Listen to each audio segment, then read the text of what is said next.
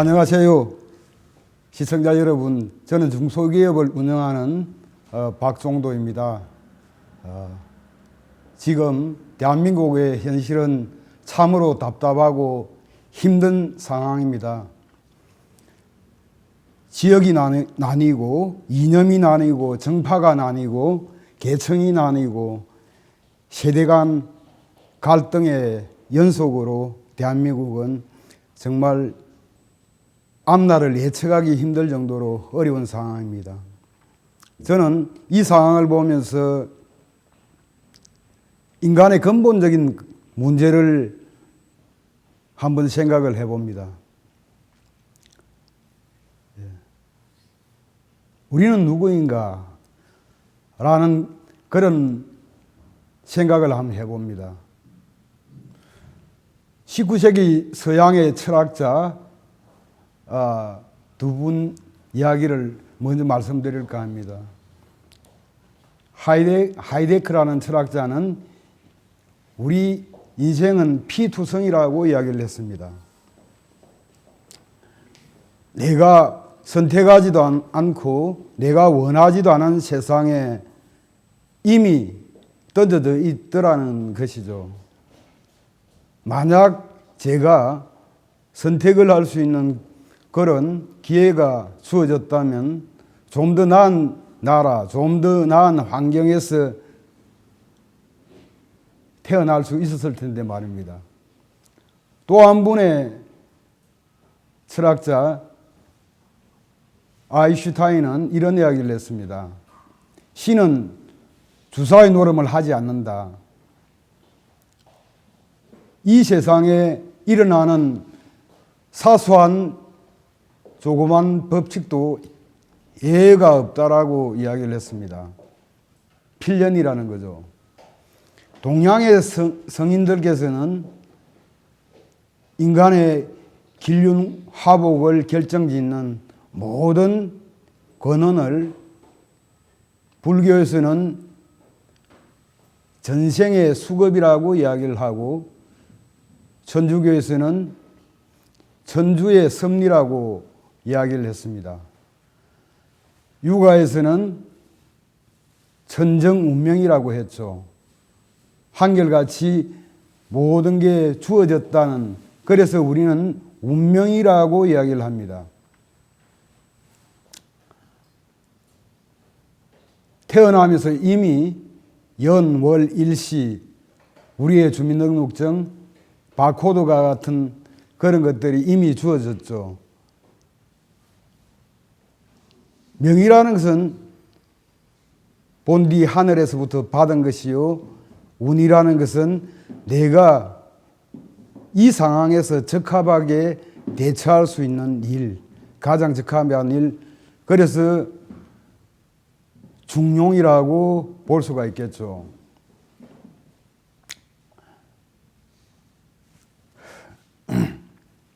지금 대한민국은 법치가 사라진 그런 나라인 것 같습니다. 지금부터 2300년 전 한비자는 이런 이야기를 했습니다.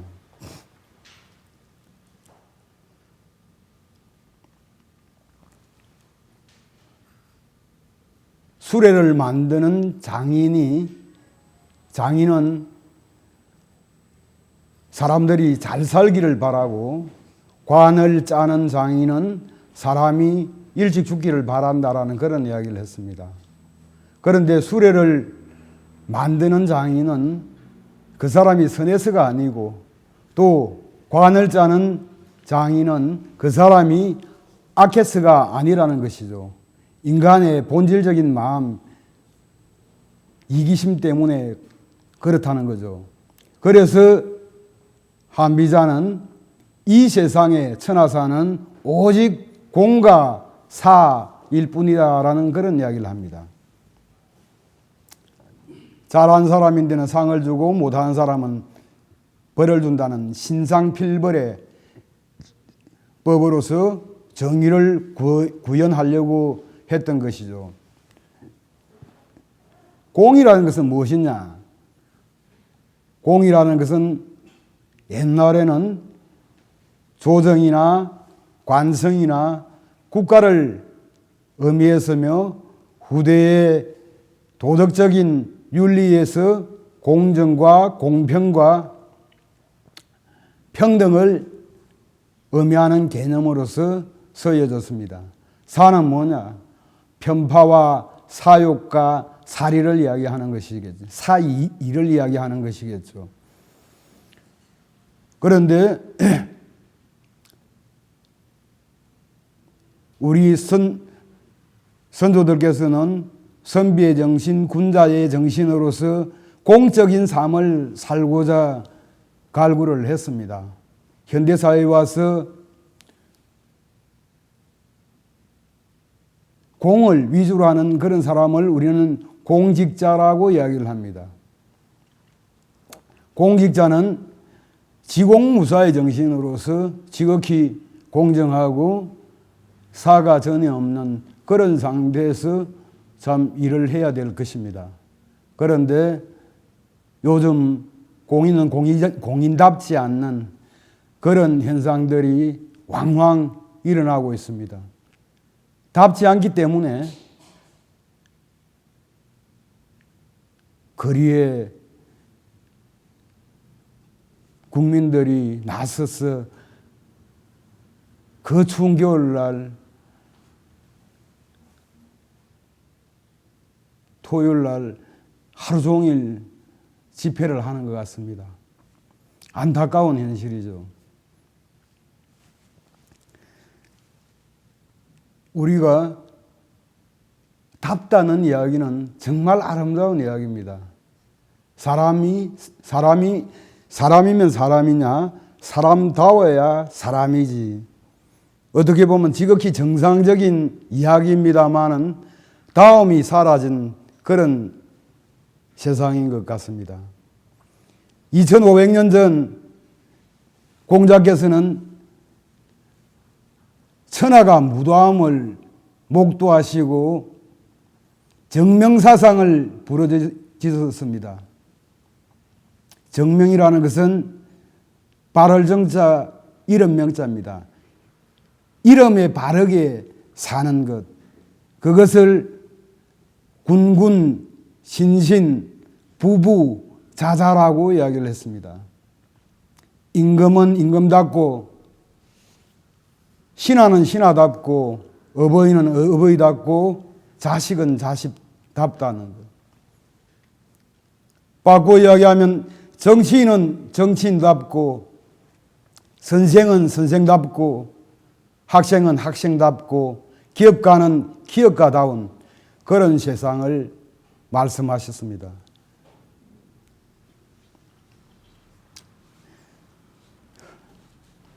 우리는 정명이라는 것은 이름을 바르게 하는 것이고, 그래서 명과 이름과 실지가 부합하는 것, 그것을 명실상부라고 이야기를 합니다. 맹자께서 고자편에 이런 구절이 있습니다. 사생치라는 이야기가 있습니다. 생을 취하지 않고 의를 취하겠다는, 생을 버리고 의를 취하겠다는 이야기입니다. 만약 나에게 생선과 곰발바닥 둘 중에 하나를 택하라고 하면은 곰발바닥을 택하겠다. 또 나에게 삶과 의를 택하라면은 목숨을 버리고 의를 택하겠다라고 이야기를 했습니다. 의리사상이겠죠. 공자께서도 인자는 곧 용자라고 이야기를 했습니다. 용기가 있는 사람을 인자라고 이야기를 했습니다. 용기가 있는 사람은 불의를 참지 못한다고 이야기를 했습니다. 우리가 존경하는 안중근 의사께서는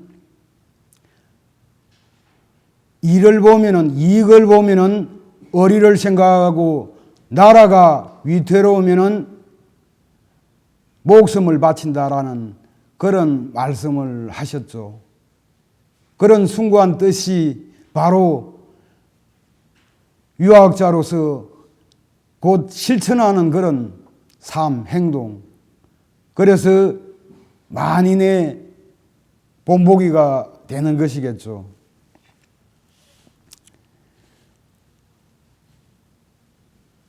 우리는 정말 우리다워야 되겠습니다.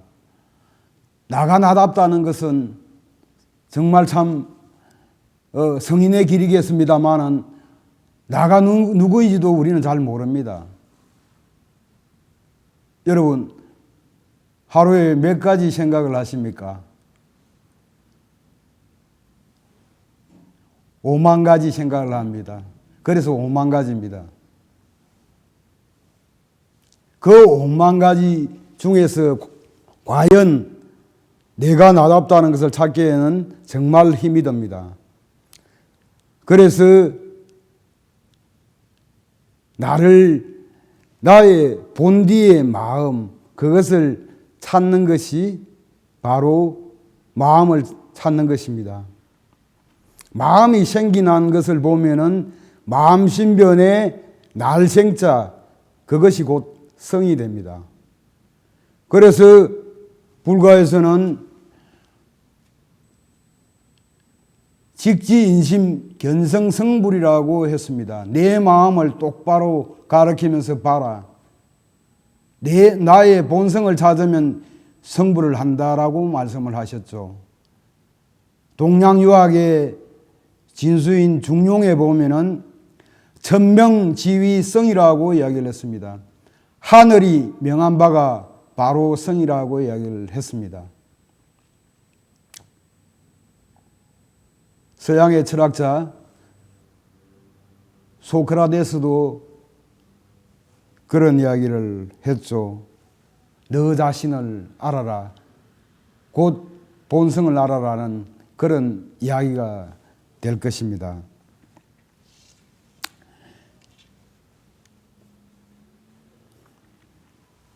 이 성을 우리는 성실할 성, 마음신변에 이룰 성자로도 이야기를 합니다. 성이라는 것은 변하지 않는 것, 본디 가지고 왔던 것. 그래서 이 성의 개념에는 우리의 본성을 가리키는 것과 다른 성, 우리가 남성이다, 여성이다 하고 하는 그 성 가지고 왔던 그것 두 가지로서 우리가 볼 수가 있습니다. 요즘 서양에서는 동성애도 한다라고 이야기를 그런 사람들도 있다고 합니다만은 그것은 근본을 모르는 것이겠죠.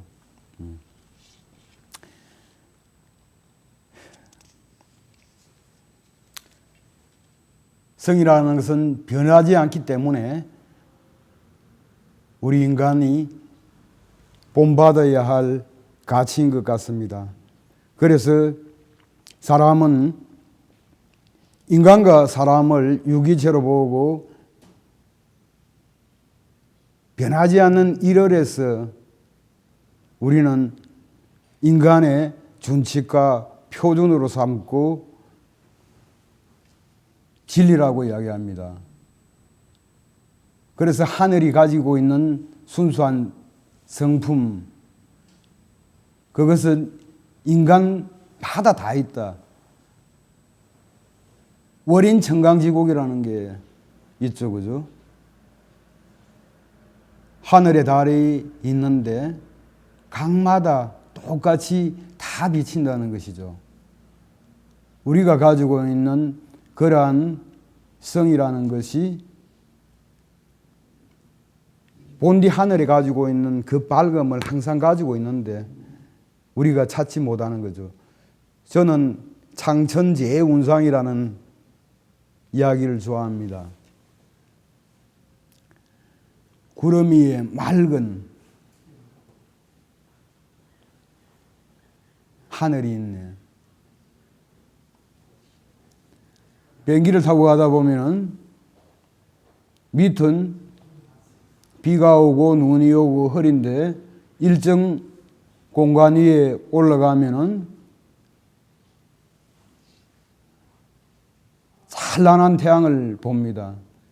우리가 가지고 있는 그 본성이라는 것은 본디 밝고 찬란한데 우리가 현실을 살면서 주어지는 여건이나 환경에 따라서 가끔 흐릴 때가 있다는 것이죠.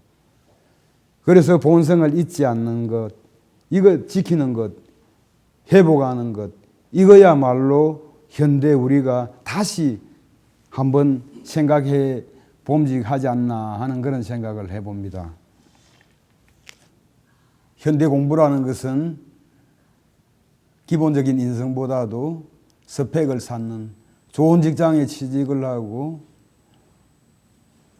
하는 것들이 부모님의 또 바람이고 학생들의 바람인 것 같아서 좀 이렇게 답답한 그런 심정이 듭니다. 원래 공부라는 것은 하늘의 이치를 또 땅의 이치를 사람이 세우고 그것을 꿰뚫는 게 바로 공부였습니다. 대학이라는 것도 우리가 사서 중에 하나인 대학의 첫 구절에 제명명덕, 제신민, 제지어지선이라고 이야기를 했습니다. 밝은 덕을 밝히고 백성들을 새롭게 만들며 지극한 선의 길에 이르는 게 대학이라고 이야기를 했습니다. 밝은 덕이라는 것은 본디 태양과 같은 본성을 스스로 밝히는 것이고 내가 밝힘으로써 주변에 있는 백성들을 밝히고 모두가 다 본성을 찾아 따뜻한 세상으로서 만드는 것이 최고의 선이라고 이야기를 했습니다. 현대 정말 그 본성을 알아가는 게 기본에 돌아가는 게 모든 갈등을 해소하는 그런 교육이 아닌가 하는 그런 생각을 해봅니다. 인간은 본디 선한 것인가? 또 인간은 본디 악한 것인가? 명자는 성선설을 이야기하면서 이런 이야기를 했습니다. 인이 예지신 유자 입증이란 예를 들면서 이런 이야기를 하죠. 젖먹이 어린애가 우물가로 들어가는데 사람들이 다들 아무 생각 없이 어린애를 잡고 말리는 것. 그런 참을 수 없는 마음을 가졌기 때문에 선하다라고 이야기를 했습니다. 그래서 인이라는 것은 척은지심, 척은하게 생각하는 그런 마음을 가지기에 인의 단서가 되고 수호지심, 나쁜 것을 보고 참지 않는 부끄러워하는 그런 마음의 의의 단서, 시비지심을 가지고 지혜의 단서, 사양지심으로서 예의 단서, 이 네 가지가 없으면은 사람이 아니라고 이야기를 했습니다.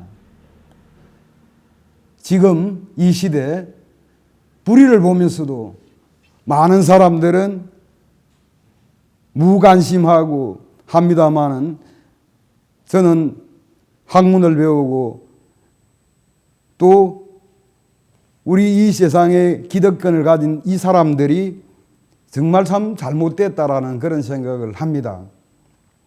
저는 태극기 집회에 한 번도 빠짐없이 참여를 하고 있습니다. 태극기 집회에 나가면서 제가 느낀 건, 또 제가 공부를 하는 것은 2500년 전에 공자께서 말씀하셨던 논어의 첫 구절이 생각이 났습니다. 학이 시섭지 불령여로와 유붕 자원방내하니 불령낙호와 군자지 불온이면 불력 군자호화라고 하셨는데 인부지 불온이면 불력 군자호화라고 하셨는데, 배우고 때때로 익히면 즐겁지 아니한가. 저는 매주 토요일 집회에 나와서 너무나 많은 것을 배웁니다. 조국과 민족을 사랑하는 것이야말로 이것이구나. 연세 드신 분들이 그 추운 날 나라 사랑하는 마음으로 태극기를 흔드는 걸 보면서 감동의 눈물을 흘립니다.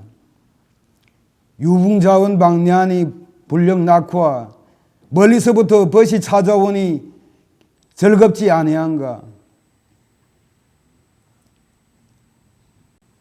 전국 각지에서 새벽부터 모여서 만나니 정말 즐겁습니다.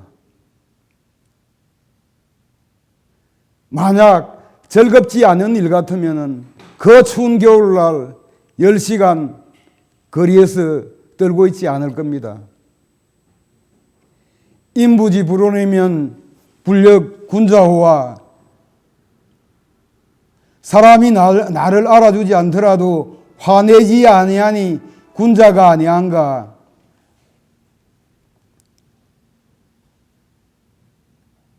저의 예를 들어보면 저하고 같이 참 친하던 그런 친구들, 많은 사람들이 저의 행동에 대해서 상당히 반감 내지는 우려하고 걱정을 합니다. 답답하죠. 그렇지만 알아주지 않더라도 성내지 아니하니 군자가 아니한가라는 그런 말로서 태극기 집회를 자휘해 봅니다. 오늘 이 방송을 듣고 있는 애국 동지 여러분들이야말로 뜻을 같이 하는 동지인 것 같습니다. 이 세상에 뜻을 같이 하는 사람만큼 반갑고 고맙고 즐거고 기쁜 일은 없을 겁니다. 우리가 올바른 삶을 사는 데 있어서 선택해야 될 것이 저는 두 가지가 있어야 된다고 생각을 합니다. 그 첫째는 철학이 있어야 되고 두 번째는 지혜가 있어야 된다고 생각을 합니다.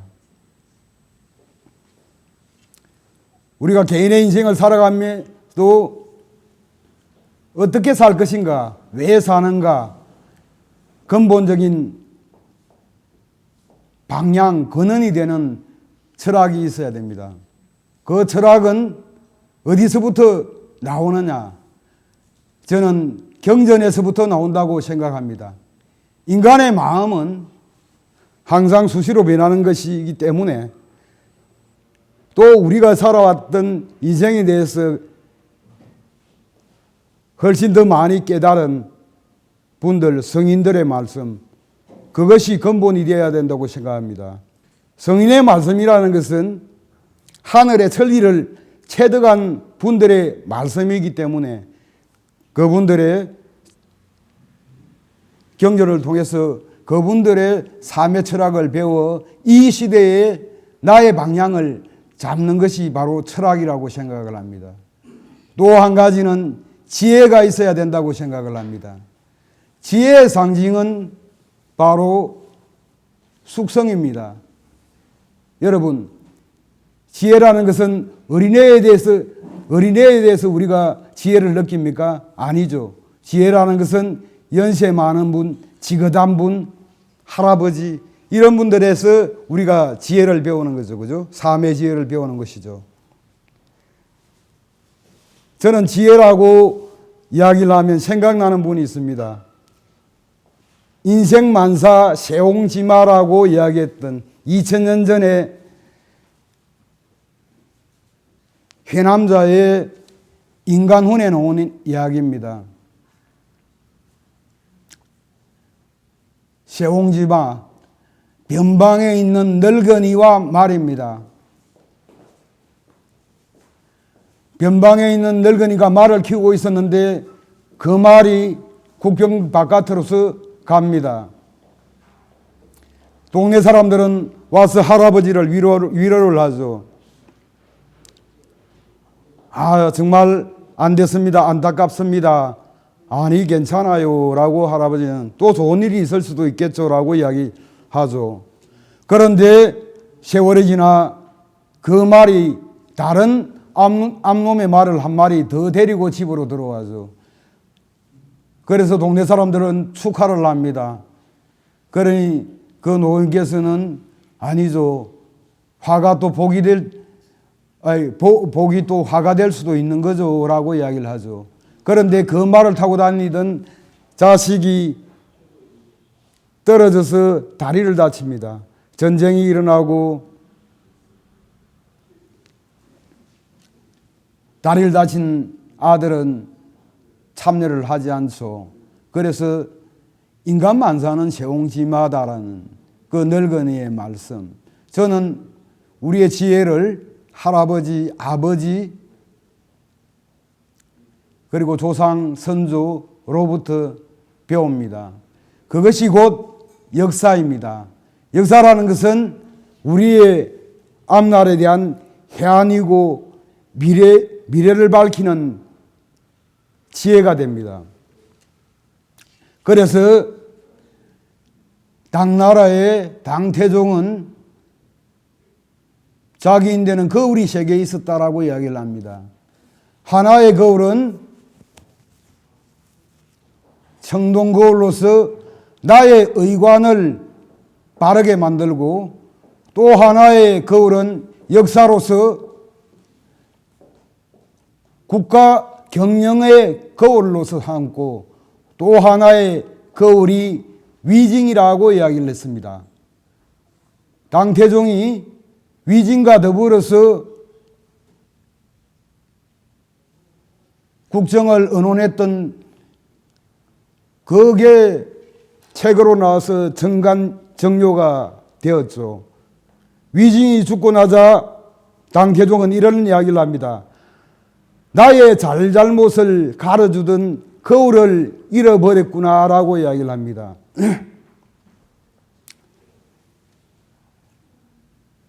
그런데 저는 여기서 한 말씀 덧붙여 말씀드릴 게, 우리의 역사는 많이 왜곡되고 축소되고 잘못된 역사 속에 살고 있습니다.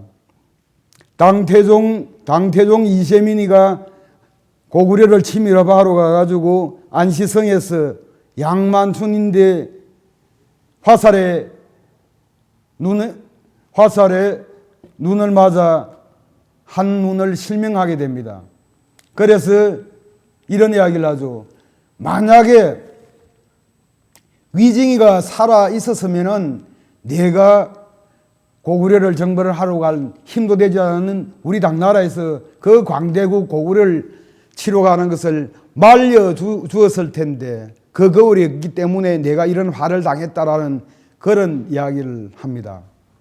올해로서 광복 72주년을 맞이했습니다. 역사를 회복하지 못했다라고 생각합니다. 광복이라는 것은 빛을 회복하는 것입니다. 왜 빛을 회복하는 것인가? 주역에서 광이라는 것은 광국지광이라고 이야기했습니다. 우리가 관광이라고 이야기하죠. 외국을 여행하는 것을 관광이라고 이야기를 합니다. 그런데 외국의 그 나라의 땅덩어리만 봐야 되는데 그 빛을 본다는 거죠. 빛. 그 빛이야말로 역사고 문화고 사상이고 그게 곧 빛입니다. 그런데 나라를 찾고 주권을 찾았지만 우리는 역사를 찾지 못했습니다. 인류 역사상 지구상에 남은 나라 사람들이 다른 나라 역사를 써준 나라는 이 잘난 대한민국 하나밖에 없습니다. 일제는 조선사 편소회를 만들어서 대한민국의 역사를 그들의 입맛에 맞게 왜곡하고 축소해서 우리의 역사를 만들었습니다. 일본의 역사는 아무리 길어도 2300년 역사밖에 되질 않습니다. 그래서 반만 년의 역사를 가진 대한민국을 근본을 당군을 신화로 만들고 기자조선을 그 화남성에서 평양까지 들어올 수 없다라고 하면서 없었던 역사로서 만들었고, 물론 평양성이 지금 북한에 있는 그 평양성이 아닙니다. 화북성 베이징 옆에 있는, 북경 옆에 있는 봉황성입니다. 그리고 위만조선을 에서부터 출발한 것으로서 이야기를 합니다. 위만조선은 연나라 사람이, 위만은 연나라 사람이었죠. 그래서 대한민국은 출발부터가 스스로가 일을 쓸 수 없는 기형아적인 나라다. 그렇기 때문에 우리가 다스려줘야만 된다는 그런 식민사관을 심었습니다. 그리고 반도의 남쪽을 그들은 임나 일본 무소를 설치해서 일본에서 다스렸다는 조작을 했죠. 물론 몇 년 전에 그렇지 않다라고 해명을 했습니다만, 지금도 중국에서는 동북공정으로서 30년 전에 시작해서 작년에 역사 수정 공정으로서 동북공정의 완성이 됐습니다. 역사 수정 공정이라는 것은 무엇이냐 그러면은 자기네 지금 영토에 있는 모든 역사는 그들 것이었다는 것이죠. 예를 들어서 고구려의 역사, 부여의 역사, 이런 모든 역사들을 다들 그들의 소수민족이 세웠던 나라라서 이야기를 하는 것이죠. 대한민국은 정말 외환과 내환으로서 힘든 상황입니다. 그렇지만 저는 대한민국이 희망적이다라고 생각을 합니다. 왜 희망적이냐? 태극기가 1882년 처음 세상의 모습을 드러내고 1883년 고종께서 조선의 국기로서 제정을 하고 3.1 독립운동 때 조선 국기라는 이야기를 하지 못하고 그때 각자 태극기라고 이야기했던 게 지금도 태극기라고 이야기를 하고 있습니다. 3.1 독립 만세 이후 태극기가 이렇게 국민들의 사랑을 받고 이렇게 많이 모이고 오랜 기간 태극기를 흔들며 거리에 나와 온 국민이 함께하는 그런 순간들이 역사 이래 없었습니다. 저는 대한민국이 다시 태어나는, 다시 성장하는 그런 동력이다라고 생각을 합니다. 비행기도 이륙을 할 때 가장 큰 에너지를 소모를 시킵니다. 대한민국이 지금 가장 아픔을 겪고 시련을 겪고 있습니다마는 비상하기 위한 몸부림이 아닌가라는 그런 생각을 합니다. 졸탁동시라는 말이 있습니다. 병아리가 닭이 될 때, 새 생명을 탄생할 때 닭이 21일간 달걀 계란을 품습니다. 그때 안에 있는 병아리가 부화를 하면서 껍데기에 몸짓을 하고 울림을 줍니다. 그럼 어미닭이 그것을 깨뜨려 줍니다. 그래서 새 생명이 탄생합니다. 저는 대한민국이 성장하는데 이 대한민국의 전 국민 태극기를 든 국민들이 안에서 비상을 하기 위해서 소리를 지르는 그런 울림이라고 생각을 합니다. 역사는 제가 거울이라고 이야기를 했습니다.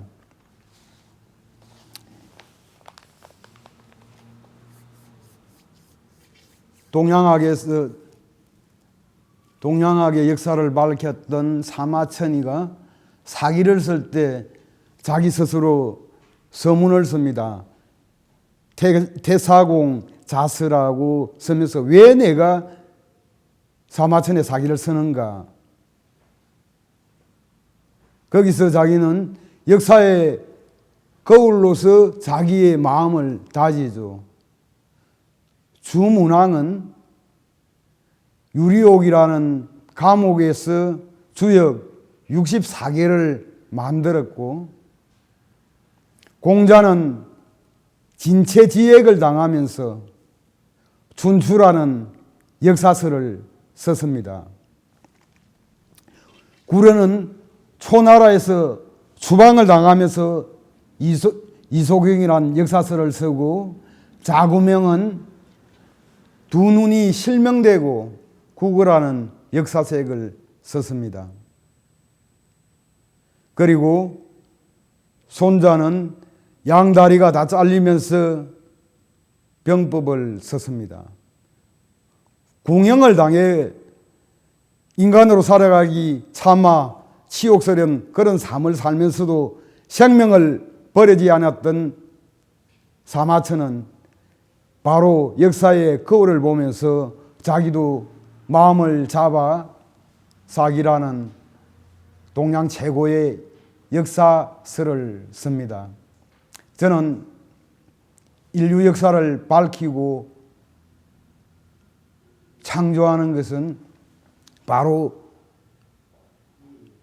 그러한 역경, 시련을 딛고 일어서는 그런 과정에서 이루어진다고 생각합니다. 맹자는 이런 이야기를 했습니다. 고자편에 천장강대임의 시인야 필선곡이 심지하고 녹이 건골하고 악이 체부하고 궁핍기신하야 행불란 기소유 하나니 동심인성하야 정익 기소불능이니라라는 이야기를 합니다. 하늘이 장차 사람인데 큰 임무를 맡길 때는 반드시 몸과 마음을 수고롭게 만들고 힘들게 만들고 뼈를 상하게 만들고 배고픔을 만들게 만들고 하는 일이 다 안 되게 만들고, 그래도 참고 스스로를 다지고 인내하면은 장차 하늘이 이때까지 가지지 못했던 큰 역할, 임무를 주신다라고 이야기를 했습니다. 저는 대한민국의 현실이 고통스럽고 힘들지만은 제도약과 재비상을 하기 위해서 이런 시련을 겪지 않느냐, 이런 과정을 통해서 우리가 더욱 근본으로 돌아가고 대한민국의 현실에 대해서 생각을 하는 그런 성장의 계기라고 생각을 합니다. 저는 대한민국의 미래에 대해서 상당히 밝다라고 생각을 합니다. 지금은 세계화 시대입니다. 세계화라는 것은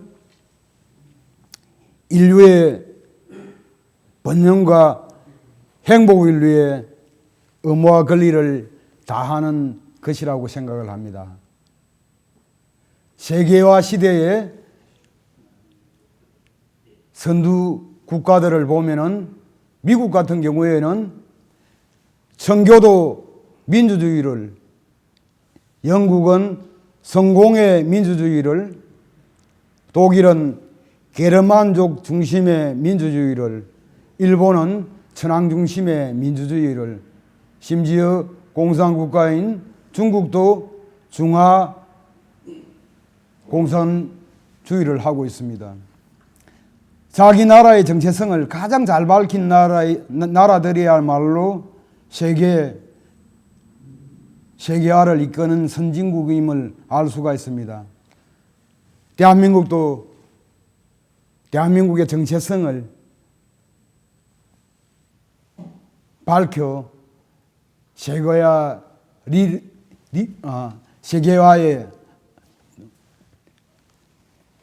대한민국은